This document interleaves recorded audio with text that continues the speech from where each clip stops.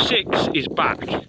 So if you remember, we bought this 106 from a subscriber whose brother had passed away, and the plan is to raffle it off and give money to the charity that they work with.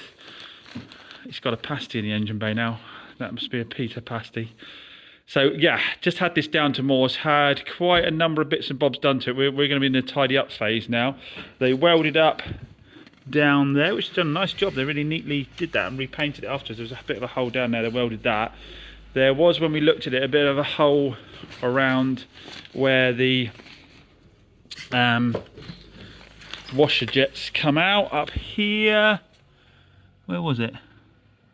They've done that good a job. I can't remember which side it was on now, actually. It was somewhere here. There was a rock where there's some rock round here or something, I think. Anyway, we sorted that out as well.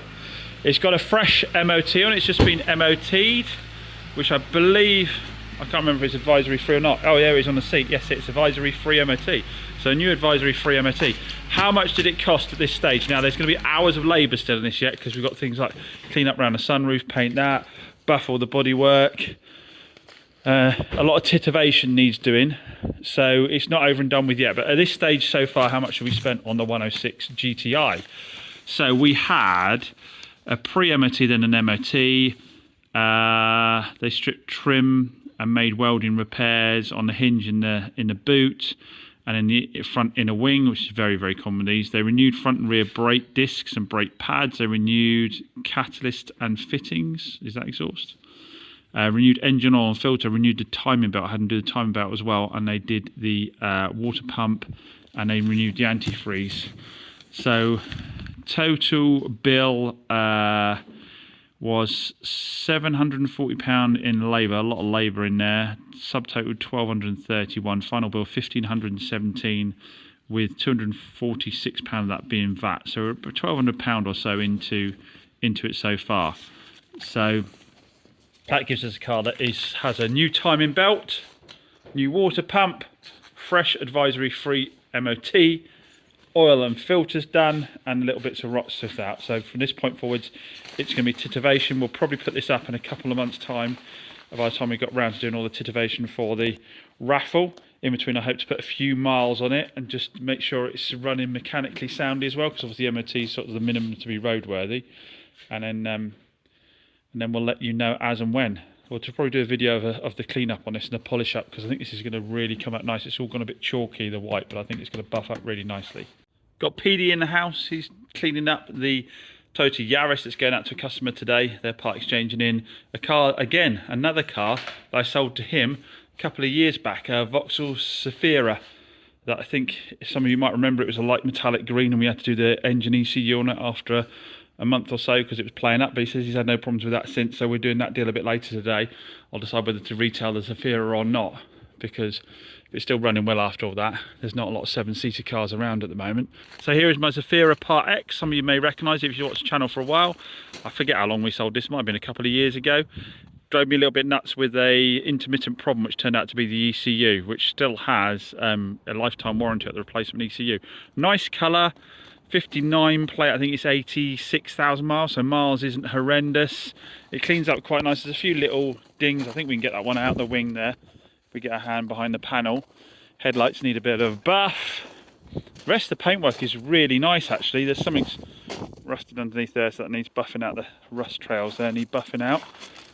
But yeah, the rest of the bodywork is really clean, to be honest, because a lot of these get a very hard life as family cars, don't they? But this one, I remember it was clean when we got it. Base of the seats need a wet clean, needs a good hoover out, but all the fabric's good, they're not marked up. And it is a proper full-blown 7-seater. He is a smoker, but it's not outrageous. There's a bit of a whiff about it, but I've got a special cleaner that will kill a lot of that off. I've just driven it down to town and back, and it drives really nicely. Clutch is good, brakes are good. He's had it serviced. I reckon this will do well. Was it 59 plate? It's probably a 3495 car, isn't it? I'm just saying that off the top of my head. I think probably around 3495 for that. There's not many of them about this way. There's not many 7-seaters. It's a really clean one. Like I say, it's not battered like most of them are at this age. So I think we should be able to get that for it.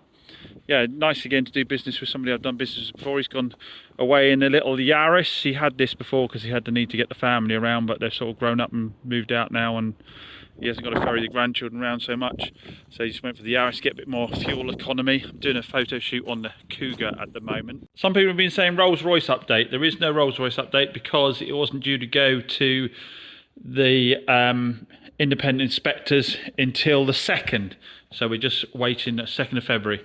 So Adrian's all booked up for picking it up and dropping it down there, and I shall update you when he does. He's staying with the car while it's down there, which I'm very pleased about. So he'll transport it down there, stay with it while it's done, and then bring it back to me, and then we'll see what happens from there with our buyer.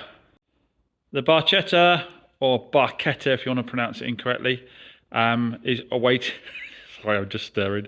If you're awaiting, he's awaiting O-rings still for the injectors. So I can't do anything with this car at the moment because it is letting fuel out, and obviously to let anyone go near it at the moment wouldn't be the right thing to do. So we're just waiting on Fiat O-rings to come.